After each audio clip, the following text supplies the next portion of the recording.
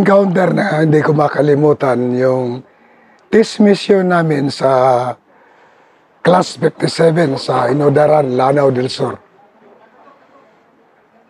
Kailan yun? Yun ay noong mga March 1983. Mga ganun yun. Pwede mo maikwento, Master, kung paano nangyari after sa atin ng LD, anong area? Okay. Nung yung schooling namin, kinandak yun sa 2rd Brigade, Marawi City. Yung brigade commander namin noon, si Felix Browner Sr. Yun. Tapos yung training director namin, si Second Lieutenant Bobby Kaliha. Yung assistant director namin, si Second Lieutenant John Bonapos. Yun, schooling namin ginanap sa, ang nanakad namin ginanap sa Campintoy, Iligan City, Lanao del Norte. Yung nanakad namin, doon na yun ginanap sa 2rd Brigade, Marawi City. Nung natapos na yung aming schooling, dito na kami sa phase ng test mission. Matagal kami hindi nakakuha ng kalaban, masyadong mahilap sa amin. Sa panahon na yon, sarindo ako, natasan ako bilang section leader. Section leader, ang hinahawakan ko ay 2 team. Na mga estudyante pa kami nun. Nung dito na kami na focus sa Inodaran, Kapay. Doon na kami, yung una, daan kami sa malayo yung nilakan namin, galing sa command post. Nandoon yung mga iay namin, director. Kami mga almost 2 kilometers na ang layo namin. Doon kami binanata ng parambos ng kalaban. Pero sila nasa elevated ground, kami sa tabi ng ilog, tapos palayan na yan. Palayan. Ano yung kinukonfront yung mga kalaban nun, Master? Imay elip. Imay. Kasagsagan ng Imay. Oo, kasagsagan nun. Di nung nakita ko bilang section leader na mahirap ang pag-approach sa high ground. Kaya inatasan ko si Corporal Isanan, yung team leader ko sa isang team, na mag-maneuver siya at the same time blocking force. Ang mahirap lang doon sa pinagdaanan namin, yung palay na patag talaga, nandun yung kalaban sa kabila. I-cross namin yun. Ginapang namin yung mga almost 300 meters na palayan na yung palay pa naman, medyo mura pa. Hanggang tuhod lang. Kailangan nyo talagang dumaan sa palay. Oo, kasi walang ibang route. Kasi high ground sila. Kita namin na nandun ang rebelde sa taas. More or less gano'n kaya kalayo yun doon sa position nyo? Mga 300 meters kailangan gapangin namin yung palayan. Dumaan kami sa pilapilan para hindi kami makita. Habang palapit na palapit kami, nahihirapan na kami makita. Kaya ang ginawa ko, nung nasa babaan na kami ng high ground, nag-skirmisher na kami. Ginapang na namin yan. Ginapang namin na padaan-daan hanggang naabot namin yung location ng kalaban. Pagdating namin doon sa taas, yung lead scout ko noon, si PFC Caminero. Ako naman yung team leader sa team 1, yung team 2 nagmamaneuver. Pagdating naman sa taas, volume of fire kagad. Araw yun, Master? Araw, mga bandang alas 10. Na medyo mainit pa panahon. Di, score na. Pag nag-spray pa kami, pabuka. Nagpaulan din kami ng M203. Di, naglal. Sabi ko, ceasefire. Tapos, search. Di, ako ang team leader, searching party ako. Kita ko isang body count. May isang patay na iwan. Tapos, nandyan yung Armalite, saka yung Bino, yung telescope. Pinakuha ko yun sa aking lead scout. Okay, recover. Naisip ko, marami pang blood stain sa baba. Kasi high ground pababa naman. Gano'ng katagal yung putukan? Madali lang. Sweet lang masyado. Halos hindi nakaganti yung... Kasi na-surprise sila. Akala nila na hindi kayo didikit. Oo, akala nila hindi namin magapang yung palayan. Naka-close namin. Talagang close quarter. Ngayon doon, naisip ko, ito yung memorable. Doon sa bakbakan na yon. Naisip ko, marami pa akong makukuha doon. Na barrel o body count. Pero may advantage na ang kalaban sa kabila. Kasi bababa naman yung lahat. Di naisip ko, isa lang ang kailangan ko, isa lang. Para makagraduate yung aming class. At para kami makauwi na wala kaming casualty. Kaya sabi ko sa lead scout ko, disengage. Order na ako ng PRP. PRP kami, may score na kami. At least, walang nalaga sa amin.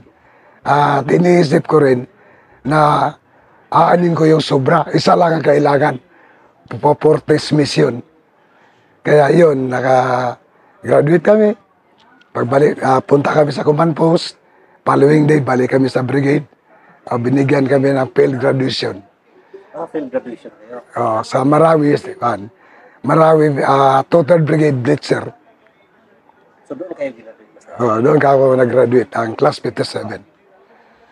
At yung kuhan ko yan, kasaysayan ko na yan, ay dinedicate ko sa lahat na class 57 at sa lahat ng mga kasamahan kong ranger. Grabe ba sir? Dimensionan mo pa rin na didikitan yung kahit alam mo open area. Yun na lang kasi matagal na kami na nasa sitwasyon na hindi kami mapalaban-laban. Ilang section kami na hindi mapalaban. Alam na, pag hindi ka pa makagraduate, pwede ka pa makapag-violate ng negative attitude. Pwede kang ma-RTO hanggang wala ka pang order. Kaya yun, ang kuhan ko talaga, na nag-graduate kaming lahat na walang casualty sa amin. Kasi kung pinilit ko pa yun na maraming recovery, baka maisahan pa kami. Kaya yun ang tama na ninyo desisyon na yun para sa kasamaan ko rin. Safety. Oo. Kasi ang dala ko, 30 na buhay. Yung sundalo.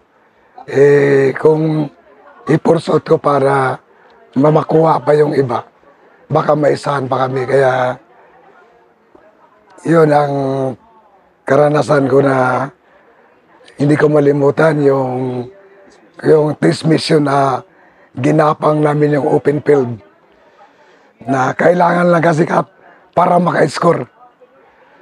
Sacrifice na rin talaga. Sacrifice pero talagang gamit din ang talino at galing. SOP. Okay, SOP. So yun yung mga karanasan mo rin. Di sa parting Bicol, may karanasan din ako sa mga ambos. Dito naman sa parting Lanao, sa Lumbatan area, mga harassment. Tapos mga encounter din na pero yun, normal lang yun sa sundalo. Ano yung pinakamatagal na encounter? Yung nakasama ko sa operation sa Munay, yung batalyon commander namin noon, si Colonel Arquelao Cortez. Tapos, that is 1977 dito sa Munay. Hold the ground kami talaga dyan. Lanao del Sur, part ng Lanao del Norte. Halos 2 buwan kami doon nasa...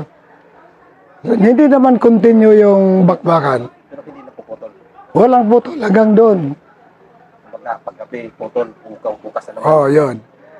Yun yung taon na nagkaroon ng malakas na lindol sa Cotabato.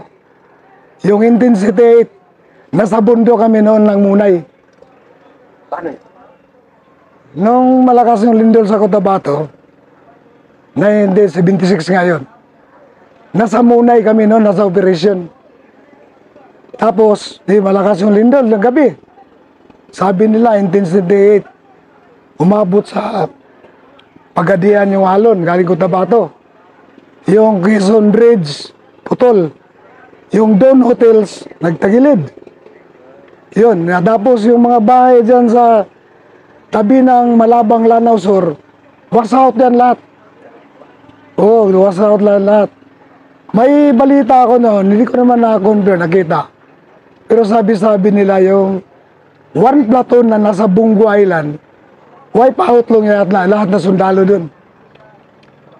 Kaya nung nasa bundok kami niyan, nag-order na no movement of troops, stop operation, naging rescue mission ang nagawa namin sa Malabang. Naging rescue mission. Galing sa matagal na bakbakan doon sa taas, naputo lang yun nung nagkaroon ng lindol na malakas. Naging rescue mission. Kasi inuna niyo pa rin yung i-rescue yung mga...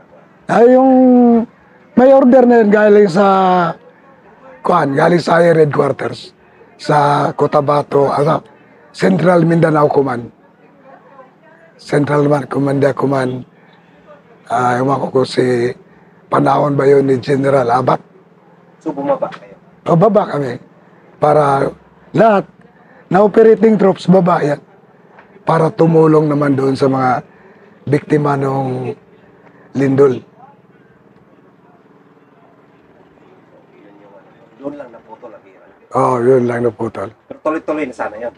Oo, tuloy-tuloy na yan. Pero at least 90% na yung kuha namin nung pa-exit na kami ng Lanao Norte. From Lanao Sur to Lanao Norte, pa-exit na kami. Nung nangyari yun. Gaano kahirap ang ambos na sila? Ano yung karanasan mo sa ambos? Paano ka nagsusunod? Okay, dito sa Ambos, may mga estudyante kami doon ng mga stroke. Isa ako sa mga EI doon.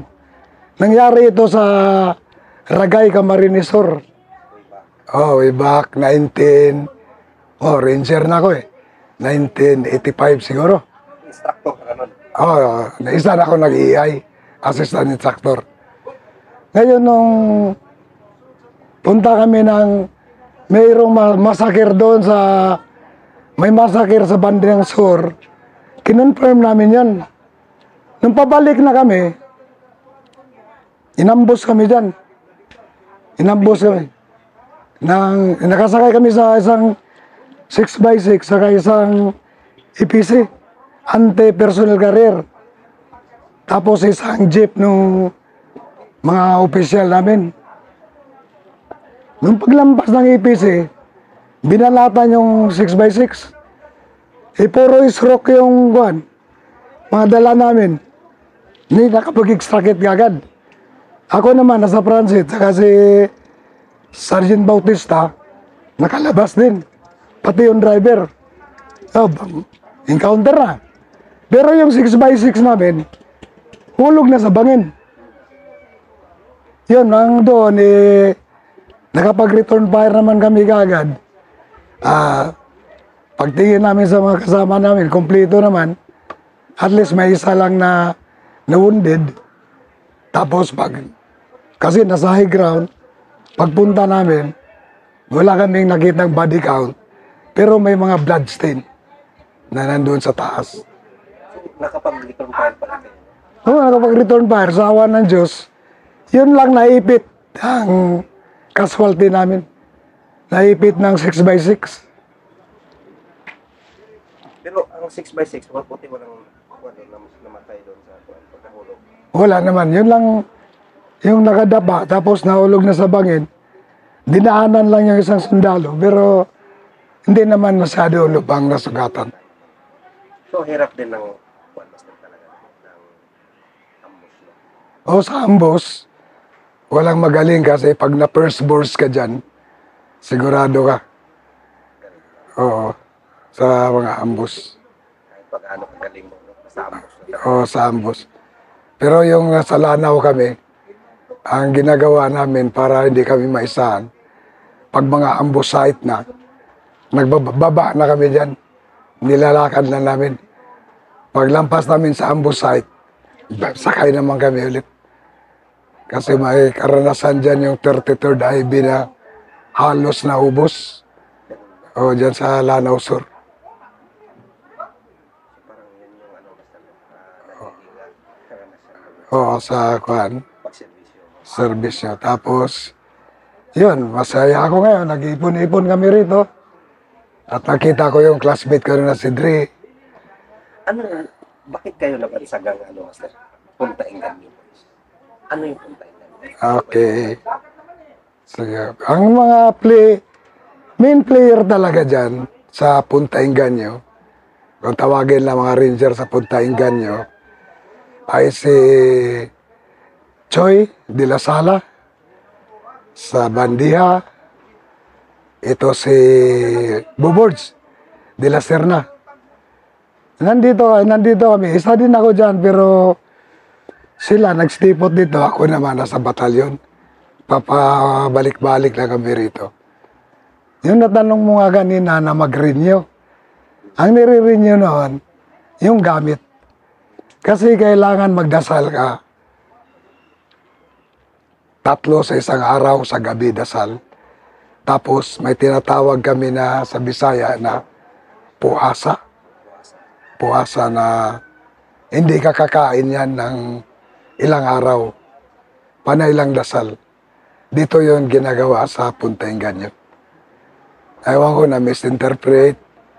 Kaya nagkaroon ng class dito noon.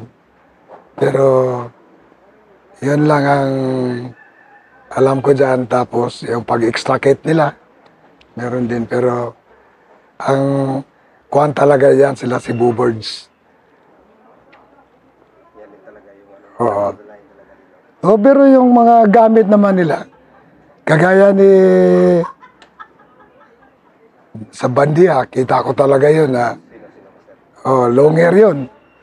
Pag tinatamaan ng bala, para lang dinadaanan ng hangin.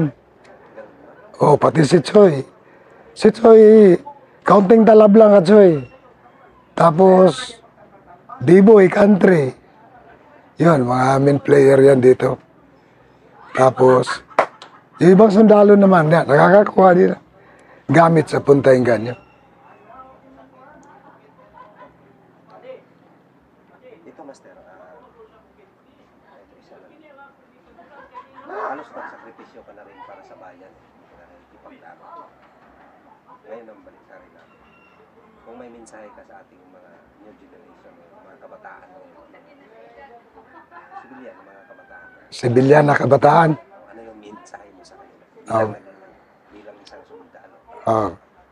Yung may bayo ko lang o ma-encourage ko sa mga kabataang lalaki na lalo na sa panahon natin ngayon na magiging makabayan. Kung mayroon tawag ng military service, huwag magatubiling tumugon sa tungkulin bilang isang mamamayan. Paano kung gusto nilang magsundalo? Halimbawa, kung gusto nilang magsilbi rin sa bayan, maging katulad mo, ano yung may tayo mensahe? Ano, ngayon, meron naman diyang sa Facebook, meron naman diyang army recruitment. Pwede nang hanapin yon. Pwede sila mag-apply doon kung ano mga requirements. Tapos kung on-call naman, may mga sundalo na talaga na pupunta doon para i-recruit. Kagaya ng panahon ng una. Ayaw mo at sa gusto, pipilitin ka talaga mag-trainee noong unang panahon. Ano mga unit mo dati, Master? Yung naging unit ko ay dati nasa 12 Infantry Battalion ako. Base yan sa Lanao. Tapos yung nakapag 1 year combat duty na ako, nasahin ako ng 3rd Division sa Military Police. Kasi nag-schooling ako ng military police course. Naging military police. Tapos yung need na naman ng mga infantry sa Mindanao, isa naman ako napadala doon sa 11th Infantry Battalion. Yung 11, tapos DS ako ng 2/3, DS ako ng detached service ako ng 15 IB, sa artillery, saka sa mga training center.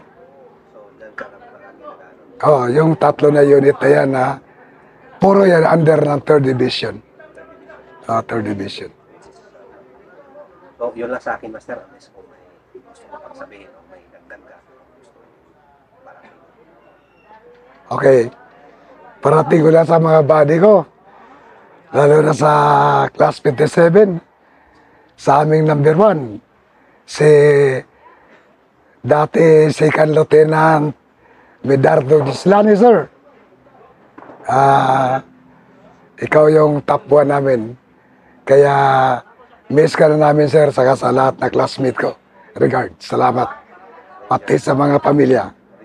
Ranger all the way.